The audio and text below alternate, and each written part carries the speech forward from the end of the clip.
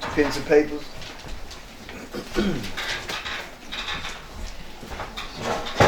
And the title of the class is Hanukkah and the Hashmonean Dynasty. Or you can say the Hashmonean Dynasty. Okay, ready? Now, you can find this history in what is called the Scrolls of Antiochus IV Epiphanes. Epiphanes mean God manifests. Make sure you write. But the Israelites called him Epimanes, which means mad man. And also you can find this history, you can find some of it in the book of the Josephus. Y'all know about Josephus, right? And you can find this also in the scrolls of the Hashmoneans and in the scrolls of the sons of the Hashmoneans. Y'all know who the Hashmoneans were, right? The Hashmoneans? Who were they? Y'all said, yeah. So who were they? They were Levites. They were the Maccabees. Okay? So they were warrior priests. And the name Maccabees came from Judas, who was called Maccabi, which means hammer.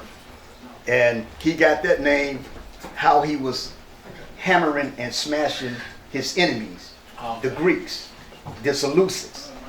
Okay, so you had Mattathias was the father of the Maccabees.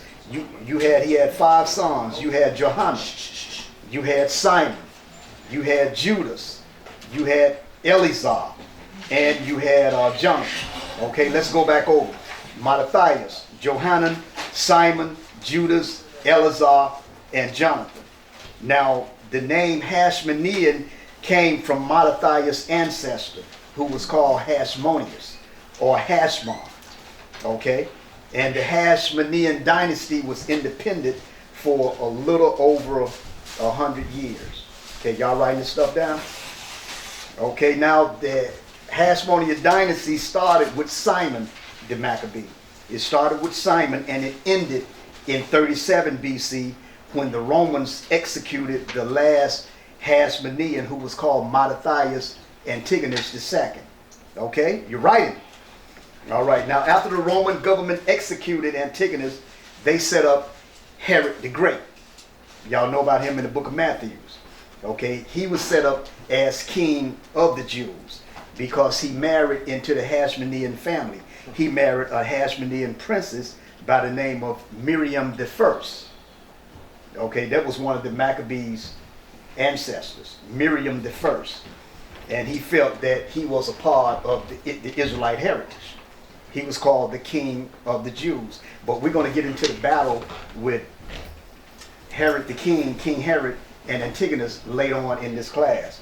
Now, Herod the Great was also a descendant of Antipater the Idumean. The Idumeans were Edomites, and they was forced to convert to the Israelite way of life.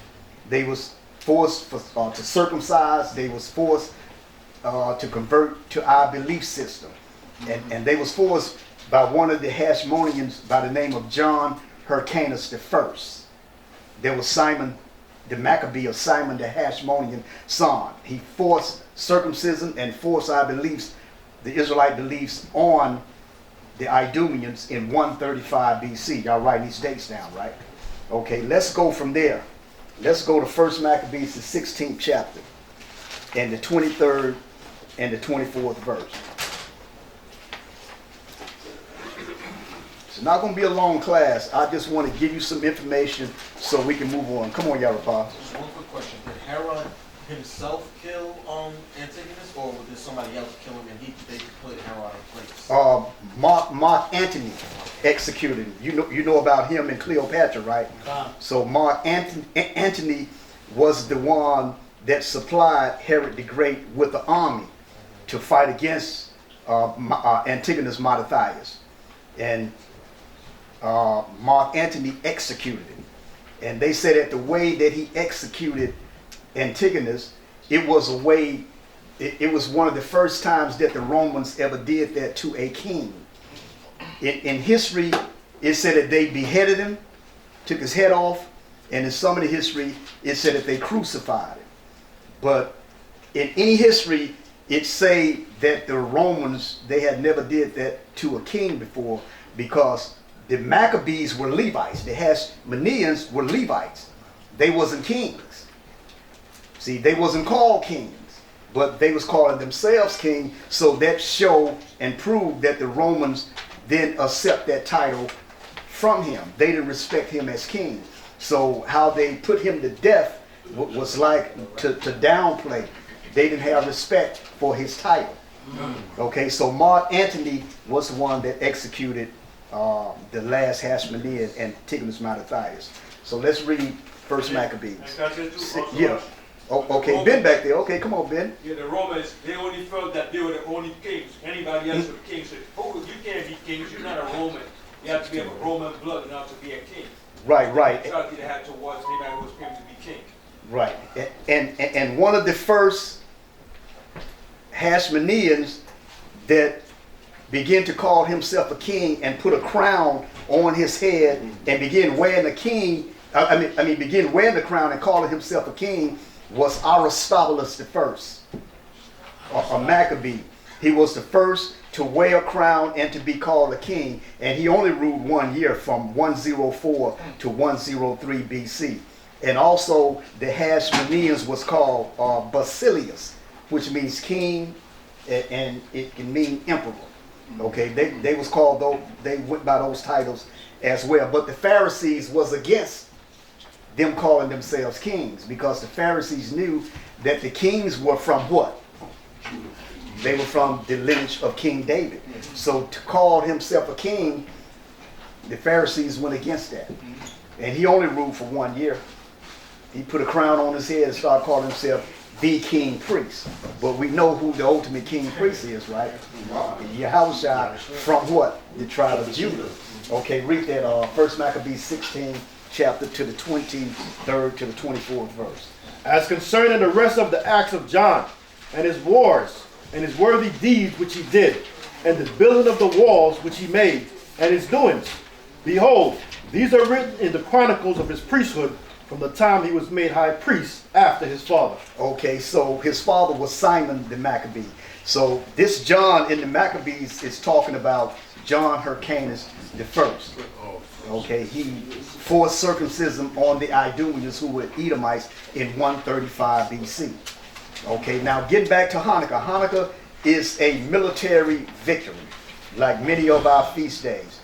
Passover was a revolutionary liberation for us as a people. Purim, military, revolution, liberation for us, Israel. Then you had, in the book of Maccabees, you had the day of Nicanor. You can find that in the book of the Maccabees. There was revolution, liberation. And also you had the day of Simon, revolution, liberation of our people. And all this is recorded in the history of the book of the Maccabees. And Hanukkah's victory was what? The purification of Judea. Okay, and the purification of the temple. From the profanation from Antiochus IV Epiphanes, because Israel was at war with the Greek Syrians, who were the Seleucids. They were Edomites. Okay, they was at war with them because Israel was a part of the Seleucid Empire that came out of who? Alexander the Great. Now, let's go into St. John, the 10th chapter, the 22nd and the 23rd verse, to show that Yahushua observed and he had respect for the Feast of Hanukkah. Okay?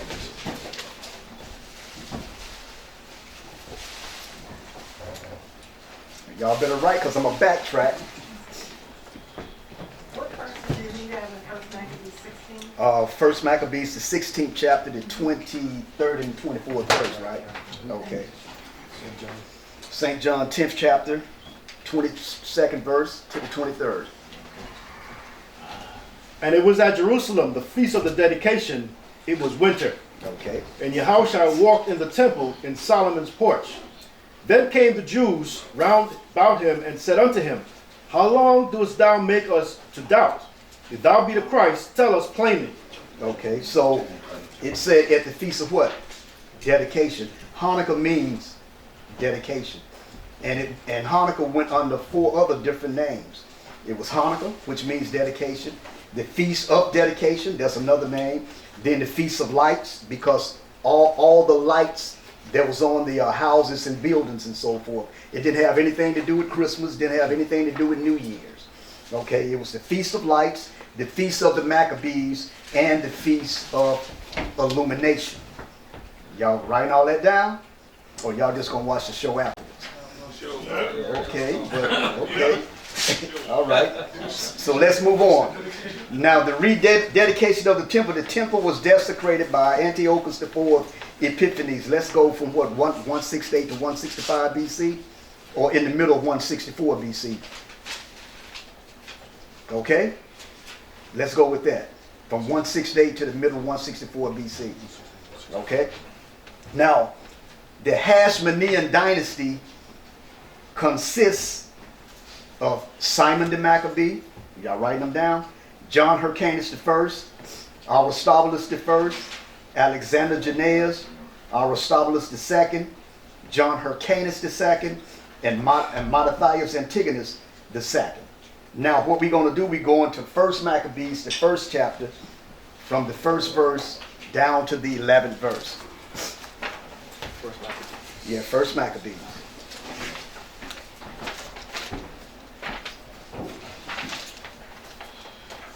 First Maccabees, the 1st chapter, from the 1st verse all the way down to the 11th verse.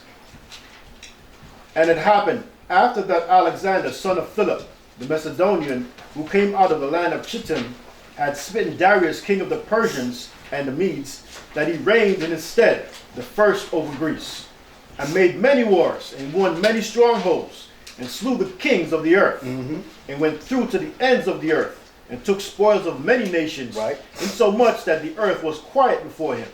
Whereupon he was exalted, and his heart was lifted up. And he gathered a mighty strong host, and ruled over countries, and nations, and kings, who became tributaries unto him. And after these things he fell sick, and perceived that he should die. Wherefore he called his servants, such as were honorable, and had been brought up with him from his youth, and parted his kingdom among them, while he was yet alive. Okay, go ahead. So Alexander reigned 12 years, and then died. And his servants bare rule, every one in his place. And after his death, they all put crowns upon themselves. So did their sons after them many years. And evils were multiplied in the earth. You hear that? They put crowns on their head and their sons after them, and evils were multiplied in the earth, even as it is today. Go ahead. Verse 10. And there came out of them a wicked root, Antiochus, surnamed Epiphanes, son of Antiochus the king, who had been and hosted at Rome. And he reigned in the 137th year of the kingdom of the Greeks. Come on. In those days went there out of Israel wicked men, who persuaded many, saying, let us go and make a covenant with the heathen that are round about us. Same thing they do today. Wicked men from out of Israel. Let's get permits. Okay, come on. For since we departed from them, we have had much sorrow. Okay, now let's back this thing up. Let's go all the way back. Start from the 6th verse. Wherefore he called his servants, such as were honorable, and had been brought up with him from his youth, and parted his kingdom among them. Amongst them. Go ahead. While he was yet alive. Now, this is talking about Alexander's four generals. Now, he had many generals now, but the scriptures in the book of Daniel, we're going to get that too, it speaks about the main 4. But he had many generals, many top fighters, man. He had many. So let's deal with the 4 generals. There was one by the name of Lysimachus. Write it down. If you don't know how to spell it, just ask me and I'll spell it out for you. Lysimachus took Asia Minor. How do you spell it? Lysimachus, Lysimachus. I believe that's it. Lysimachus took Asia Minor. Then you had Cassander. Cassander took Macedonia. and Greece.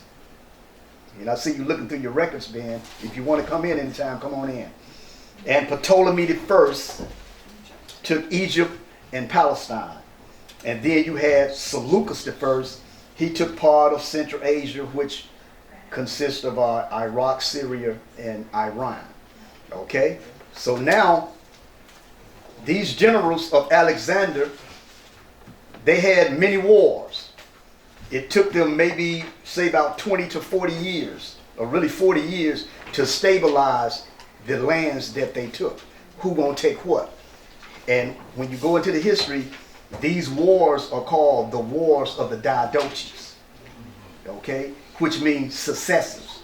You go into the history, you would read, it would say the Wars of the Successors, or it would say the Wars of the Diadoches, okay? Now there were one of Alexander the Greek generals that wasn't part of the four. His name was Perdiccas. And he tried to put Alexander the Greek's brother on the throne. His brother went by the name of Philip Aridaeus. That didn't work. And he tried to put Alexander the Greek's son upon the throne. That didn't work. And Perdiccas ended up being killed himself. Okay, that's when the four generals put the crowns on their head and they began to rule and fight and come into conflict with one another to stabilize who's going to take what. Now, you had generals by the name, I mentioned Perdiccas. You had Cletus the Black and Cletus the White. But this didn't have anything to do with their color. You know, this is just to distinguish who was who. Cletus the Black and Cletus the White. And then you had another general by the name of Craterus. Okay, these are top generals. Okay, but the four in history that we're reading about, these the four that we're going to deal with when we go to the book of Daniel, the 8th chapter, and go to the 3rd and 4th verse, the first verse all the way down. Now let's go back to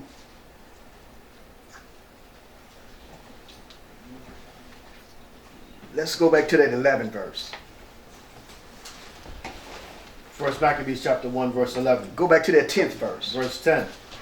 And there came out of them a wicked root, Antiochus, surnamed Epiphanes, son of Antiochus the king, who had been in hostage at Rome, and he reigned in the 137th year of the kingdom of the Greeks. Now when it say Antiochus the fourth father was Antiochus the king, that's talking about who? Antiochus the third. Okay, it said that Antiochus had been an hostage at Rome. How he became a hostage is because his father, Antiochus III, had lost a battle against the Romans. Okay, lost a battle. The battle was called the Battle of Magnesia in 190 BC. We going too fast with it? We all right? Okay. You said 191 BC? 190 BC. 190. Antiochus III lost a battle against the Romans in 190 BC, and the battle was called the Battle of Magnesia. And following that loss, there was a peace treaty. The peace treaty was called the Peace Treaty of Apamea, A-P-A-M-E-A. That was in 188 BC. And part of that peace treaty was Antiochus IV Epiphanes would become a hostage to Rome. That's why the scriptures read like that. But in the history, it tells you about the battle, and it tells you about how he became a hostage. Y'all got it? So this during this loss against the Romans at the Battle of Magnesia, and along with the peace treaty of Apamea, the Seleucid domination in Asia Minor, they lost that because they was forced to give up Asia Minor. And the peace treaty allowed the Romans to expand their territory. They was coming into power at that time. Okay? But in another class, I would get a little bit more history on Antiochus III. You can find him in the book of Daniel, the 11th chapter, in the historical. It's twofold, future and history. But you can find him in the history in Daniel 11th chapter. So let's go to 1 Maccabees, the 2nd chapter, 1 to 7. 1 Maccabees, yes.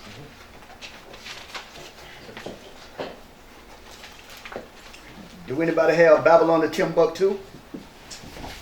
By Rudolph Windsor? No? You don't have it on you? Man, you left that dagger at home, man. You gotta bring all your weapons, bro. Let's go. First Maccabees chapter 2, verse 1. In those days arose Mattathias, the son of John, the son of Simon, the priest of the son of Jarib from Jerusalem, and dwelt in Modin. And he had 5 sons, Johanan called Kadis, Simon called Thasi, Judas, who was called Maccabeus, Eleazar called Avaran, and Jonathan, whose surname was Aquas. Go ahead.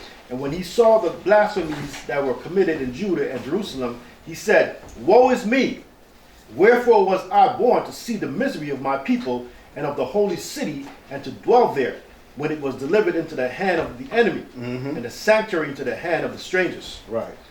Her temple is become a man without glory. Okay, so when he said, woe is me, they went to war with the Greeks at that time. He gathered his son and he made an announcement for all Israel, who's going to follow me, you follow me. If you're not going to follow me, they started putting him to death, man. They went to war. For what? For the Most High's laws.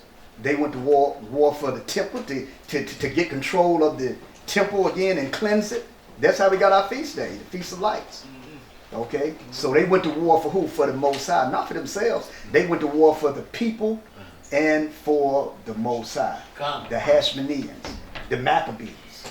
Okay? From here, when you read in Babylon to Timbuktu, I believe it's page 65. It starts off, it say the black slave markets was full of black Jewish slaves. Okay, now what it's talking about, that's a time period of the Hashmoneans, the Maccabees, because they was in the authority at that time that Pompey came through. Pompey came into Jerusalem in 63 BC. They came to take down the Maccabees, the Hashmoneans, because there was war between 2 Levites, 2 Hashmonean brothers, about power, who gonna run what. There was war between them. So the only tribes that was left at that time, you had a few northern tribes left, but mainly it was Judah, Benjamin, and Levi. So when the slave markets was full of black Jewish slaves, it was the Levites was in authority, but they was calling all the tribes Jews. Right. So when you read in that book From Babylon to Timbuktu, I think it's page 65, it said Pompey in 63 BC came into Jerusalem, destroying, and he took a lot of our people captive. And it said the slave markets was full of black Jewish slaves. And that was talking about the Hashmoneans. Come on, you adding on? It said 1 million black Jewish slaves. Right, okay. Right. So along with the captivity, Antigonus Matthias went into captivity with that. Okay, but he found his way out. He went to war and he broke out and came back to Jerusalem and tried to rule. But at that time, around 40 BC, Herod the Great was appointed the king of the Jews. And in 37 BC, he solidified that position because Mark Antony gives him an army to fight against the last Hashmonean, the last Maccabee, who was Antigonus Matthias. And they execute him, so that's solidified Herod the Great's position. Okay, so let's move on from there. We want to go back into Antiochus IV Epiphanes. I remember at one time I said that he was the first Antichrist, but he wasn't. He had the attributes of an Antichrist, just like Nimrod, just like Nero Caesar, just like others had the attributes of the Antichrist. And the Antichrist system and the Antichrist in this time and in the future is going to have all the attributes of the Antichrist, the demonic kingdoms, and the wicked rulers of all empires. All those attributes is going to be in that one Antichrist. It's going to be in that one system. All the wickedness, all the evil. That's why when Jacob's trouble comes, this time, it's going to be hell on earth. Okay, when the Most High said Jacob's trouble, we're going to know when Jacob's trouble get here. Okay, because the little pleasure we have now, we're not going to have that no more. Okay, from here let's go to the Bible. Let's go to the book of Daniel, the 8th chapter. And I got a little more and we're going to wrap it up, brothers. Daniel, the 8th chapter. And sisters.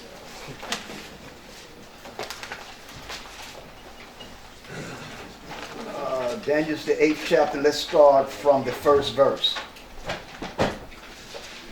Let's start from the 3rd verse. Daniel chapter 8, verse 3. Then I lifted up mine eyes and saw, and behold, there stood before the river a ram which had 2 horns, and the 2 horns were high, but one was higher than the other, and the higher came up last. Okay, it said, then I lifted up my eyes and saw, and behold, there stood before the river a ram which had 2 horns. This is talking about who? No, brother. You know I got to get you on that. No, sir. Come on, I did this class before. Read it again. Then I lifted up mine eyes and saw, and behold, there stood before the river a ram which had 2 horns. A ram which had 2 horns. Persians and the Medes. And it say the 2 horns were high, but the one was higher than the other. The higher came up last. What is that talking about? Come on, Mike. The Persians took down the Medes. Okay. And they was higher than the Medes after. Okay, so the Persian was the last. The Medes were higher than the Persians because they always been in the government. They always worked together. So what happened? The Persians came up. Cyrus took down the Median ruler Cyrus. So when it say that the higher came up last, that's talking about Cyrus II, Cyrus the Persian II. And if you notice in this 3rd verse, it's talking about one animal. It's talking about the ram, but you're getting 2 nations from that. It's talking about one animal. So why is it talking about one animal and 2 nations?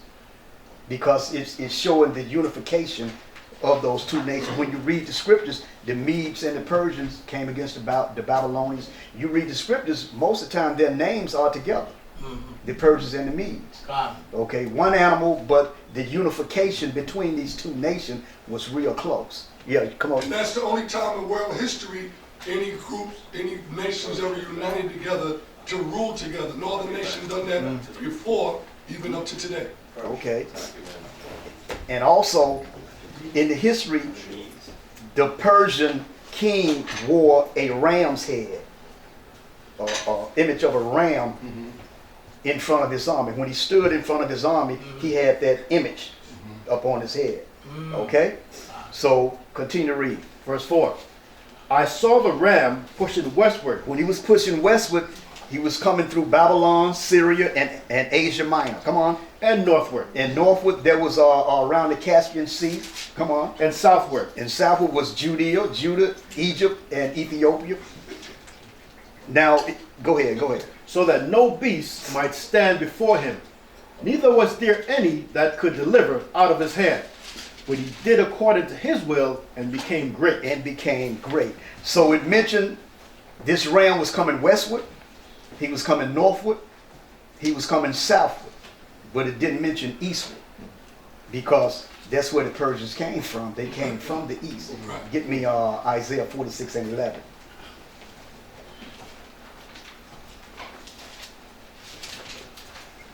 Isaiah chapter 46, verse 11. Come on. Calling a ravenous bird from the east, the man that executeth my counsel from a far country. Yea, I have spoken it, I will also bring it to pass.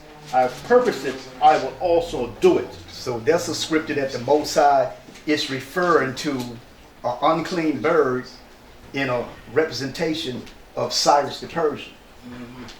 But there's other scriptures in Isaiah 45 when it say who called a righteous man, because Cyrus executed the plans of the Most High. So it said calling a ravenous bird from the east. There was the Persian, there was Cyrus. Okay, the man that executed my judgment, because he allowed Israel to rebuild the temple and so forth. Okay, matter of fact, escorted them when they came out of the Babylonian captivity. Okay, now let's read on. Back to Daniel. Daniel chapter 8, verse 5. And as I was considering, behold, an he-goat came from the west on the face of the whole earth. Now when it say the he-goat came from the west on the face of the whole earth, go ahead. And touched not the ground. And touched not the ground. What is that talking about? I mean, what's the he-goat now? Because if you see, the Most High is using these two, the symbol of these two animals, ram and the goat. The ram and goat are sanctuary animals. Okay, so come on. Like a correction. This is Alexander. That's what He goes exactly. Well, all right, brother. I'm going crazy. All right, brother. You want to break the rest of it down for me?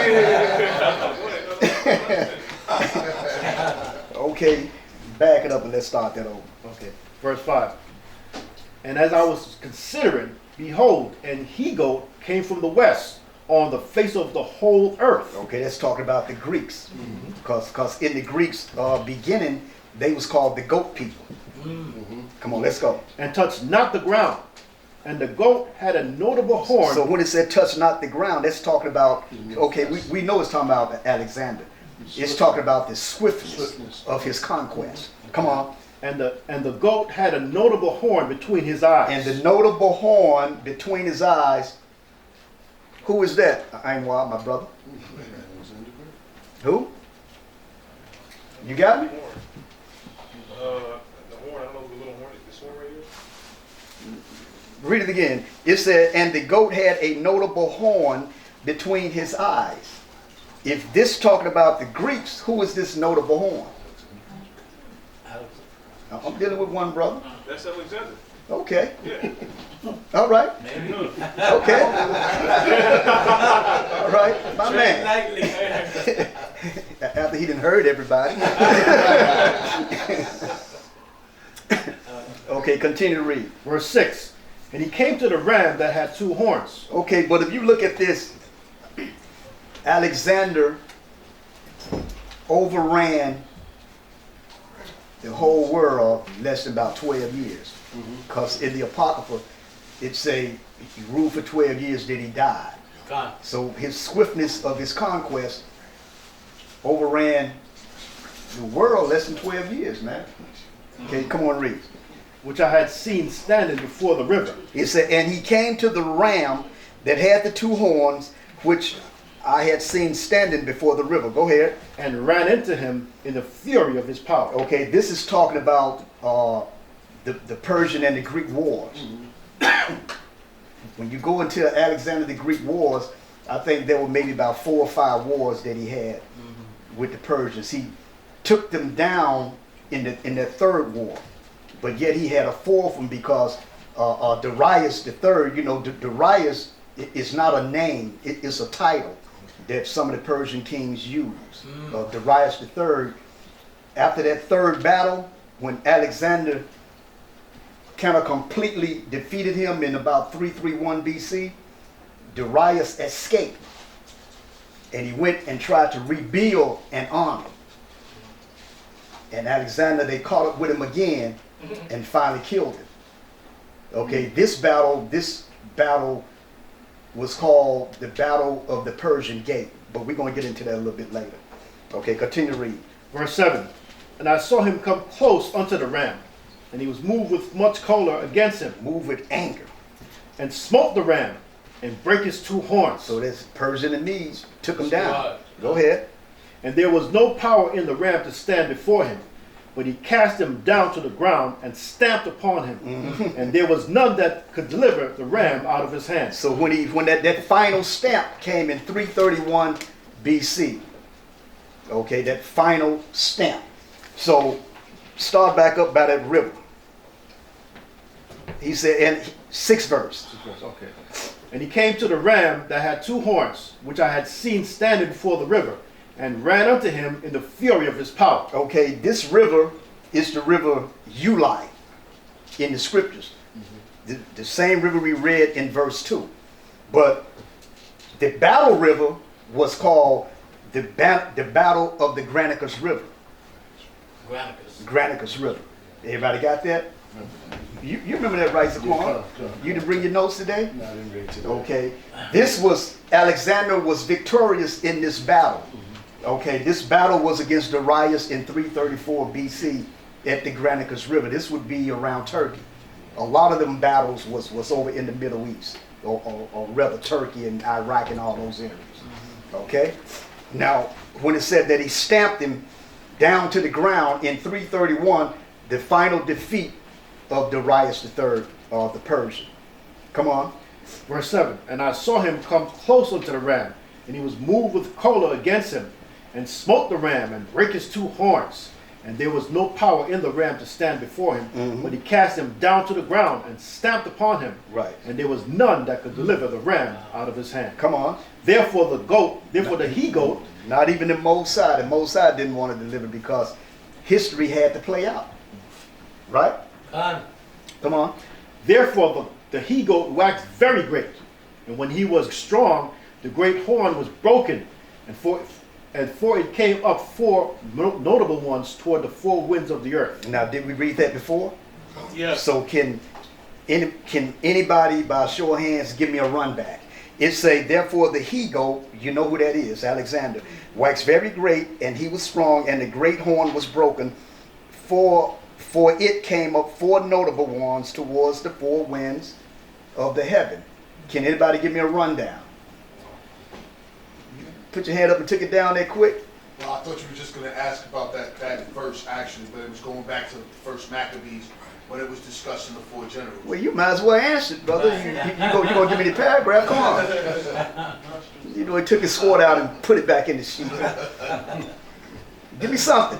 You got it. You writing? Banshanya. Yeah, so that would be I don't have all your names, but the 4 emperors that came out of Alexander, which is Lysimus, Ptolemy, Lysimachus, and Ptolemy, and other 2. Give me the areas that they took since you all in the archives. I know it's there.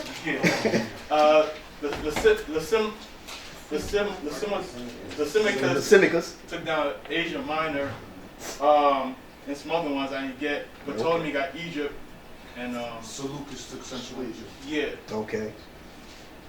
And Seleucus, that's one of them as well, right? What did Cassandra take? Was that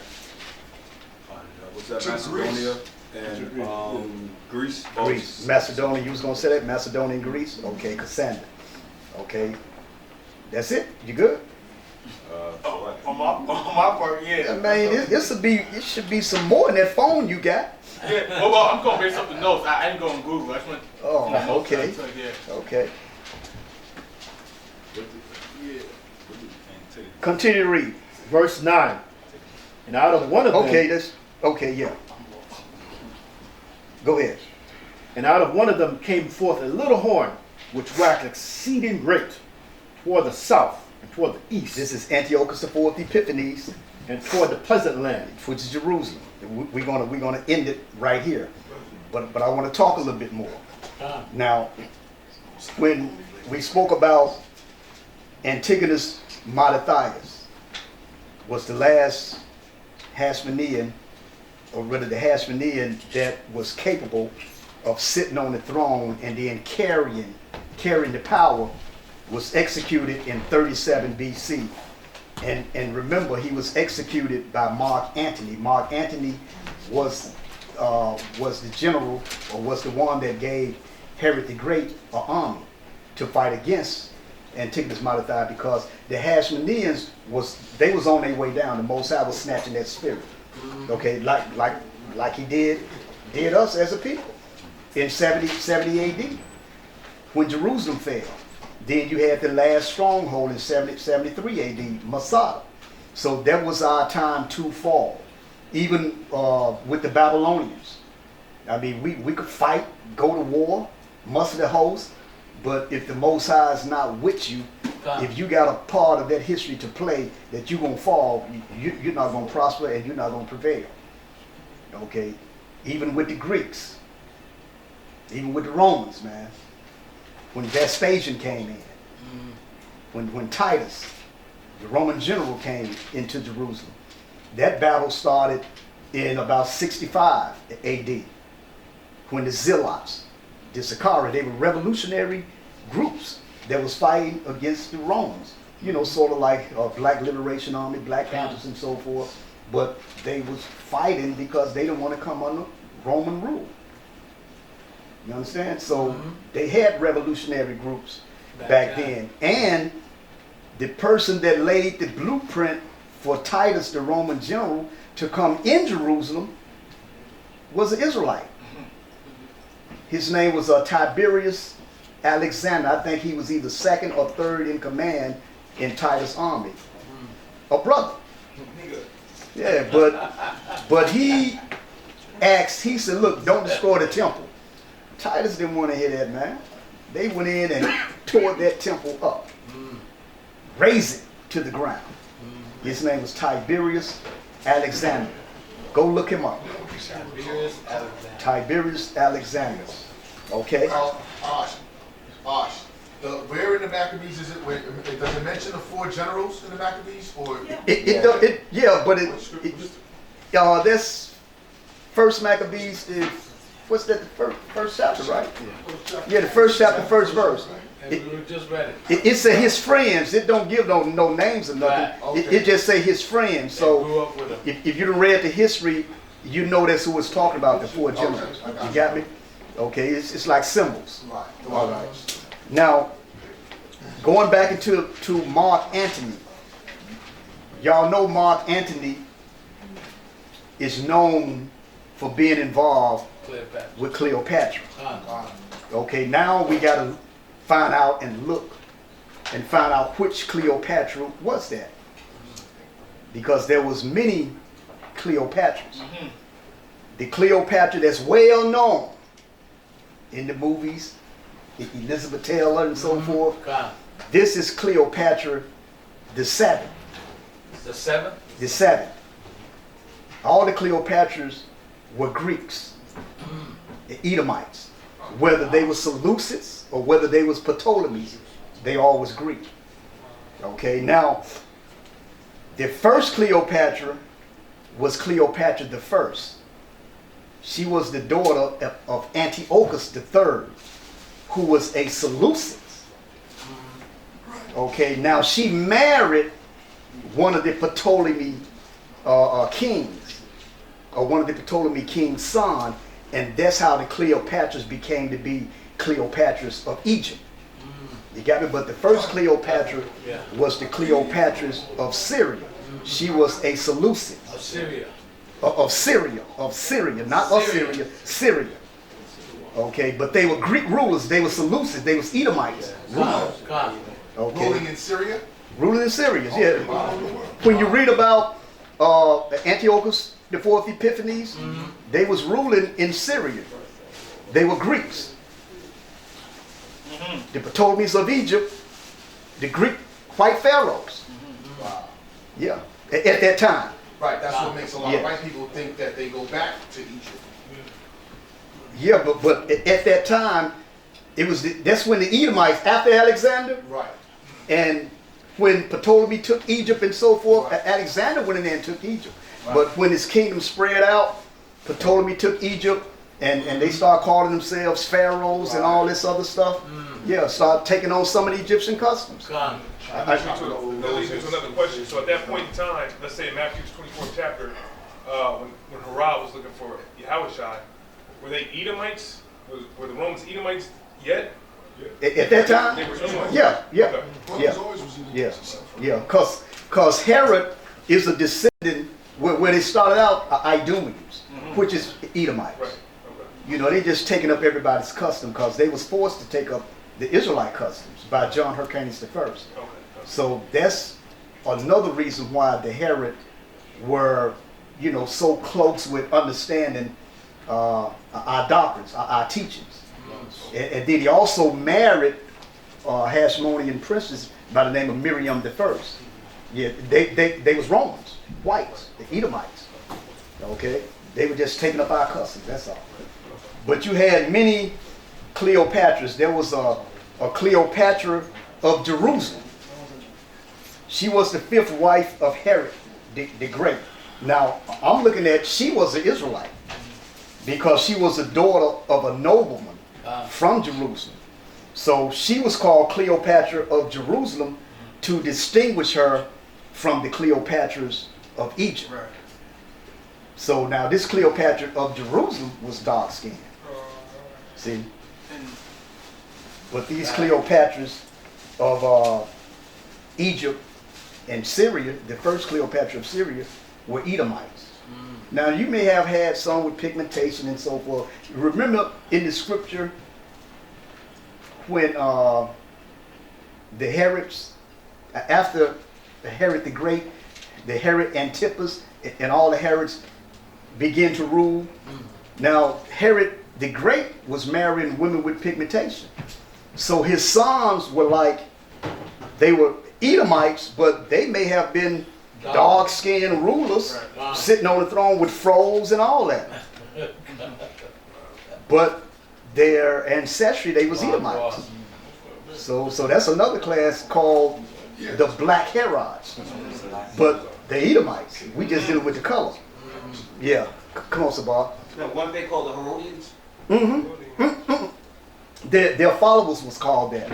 You had Israelite that was following them. They was called that. You know, that believed in their teachings and doctrines and so forth. So you had Israelites was in many sects, many divisions. Pharisees, Sadducees, Essenes, Sakari. Just like today, Zealots. And study Barabbas. Who? Barabbas. Barabbas? Barabbas. He was a zealot. Yes. Remember in the scripture, they pardoned the Barabbas. Yes. Just like Trump just pardoned some brothers. Lil Wayne, and he pardoned the big brother out in Cali. He pardoned quite a few people. Yeah, so they was doing that back then. So Herod pardoned Barabbas because he knew that they was delivering Yahushua up for some BS. Right. But really, when you read the scriptures or what, you know, when you was growing up, what you was hearing, oh, Barabbas a thief and this and that. Right. No, Barabbas was a revolutionary. That's why they wanted Barabbas out, not because he's a thief. I mean, when you look up the thief and all that stuff that they put on him, he was a radical revolutionary. He was part of the Zealots. Because if you look at his name is similar to Yahushua's name. His name was Barabbas, son of the Father. So they were both revolutionaries then? They were both revolutionaries. But Barabbas was an action revolutionary. Yahushua was, my kingdom is not here. My servants will fight, you know, when my kingdom is come. My servants will fight. But when they let Barabbas out, in the history it say that Barabbas went to see the execution of Yahushua. Yeah, went to see the execution. And then in the history, it speaks about that they said the 2 thieves that was on his cross, that they may have been revolutionaries too. So, I mean, you know, you had them back there, man. I mean, we always been revolutionary people. Every time we in a captivity or we get our backs up against the wall and then the Most High turn his back from us, we will fight. and a lot of us will be put to death, but we will fight. We are revolutionaries. it seems like all of the entire history of our people, of our nation, is fighting. It's fighting. You know why? Ever since the Most High turned his backs on us, like what Ben was teaching earlier, the Most High gave us his back. Every time since the Most High has turned from us, we've been, I mean, the Most High been there, but the volume has been turned down. Okay, we've been fighting ever since. We've been in a revolutionary mindset ever since. But this setup, this is one of the worst that we have been. This is one of the worst. Even the young generation. Now the young generation is smart. They're not going to take a lot of stuff that we took back in the days. I mean, they will kill you quick. Now, if you listen to some of the teachings of Fred Hampton, 21 years old, Black Panther from out of Chicago. If you listen to his teachings, man, and the way that brother taught, I said, man, this brother 21? Yeah, he had that knowledge, man. He had to give the gab. And by him,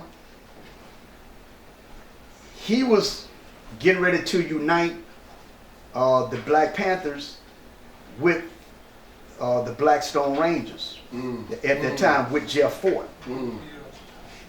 They was going to meet and they was going to merge. And it was said by their merging that it would influence the other gangs that was out at that time to come on board and merge with them. And the brother said that they would become a revolutionary army. And that's what COINTELPRO, FBI, they didn't want. So they started playing games. And I think they're doing it to the Israelites too. Putting out false stuff, infiltrating, getting on the phone, saying, yes, such and such said this about you, blah, blah. So when they finally met Panthers and the Rangers, it was like the ill will was there. You know, like brother thinking, both sides thinking, well, you said something, but it was COINTELPRO. Wow. So therefore, they never came together. Wow.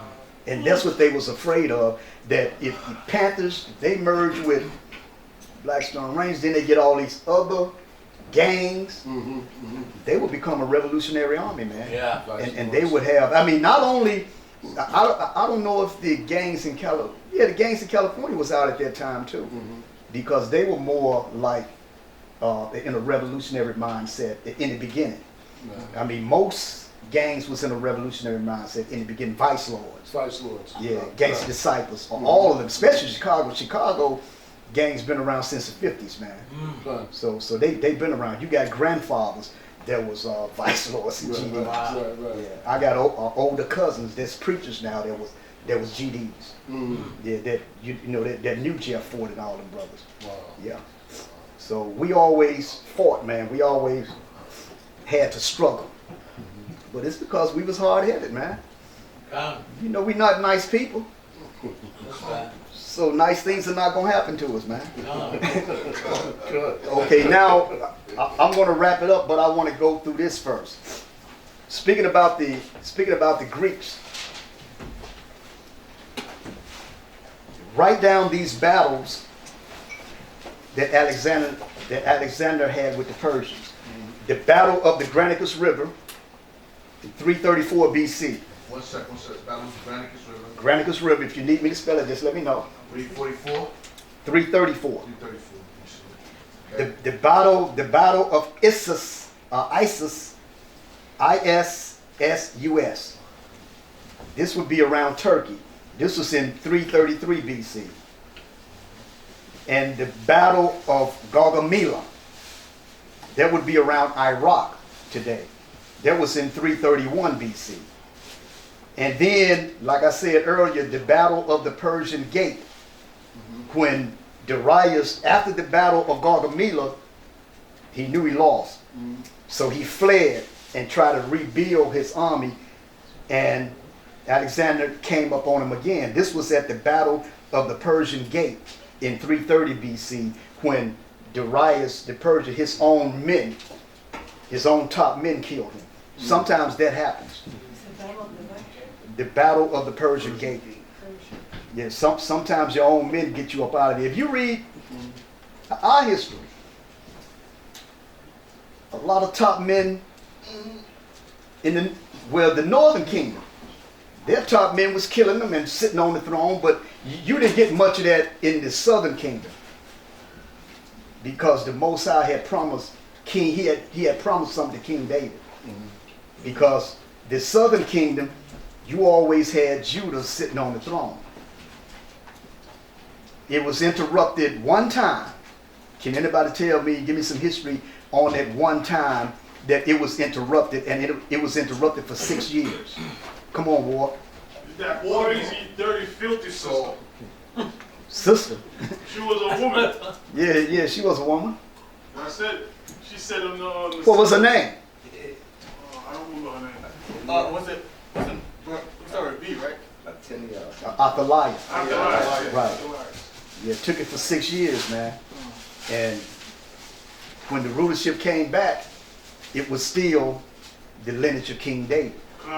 But the Northern Kingdom, you had different tribes sitting on the throne.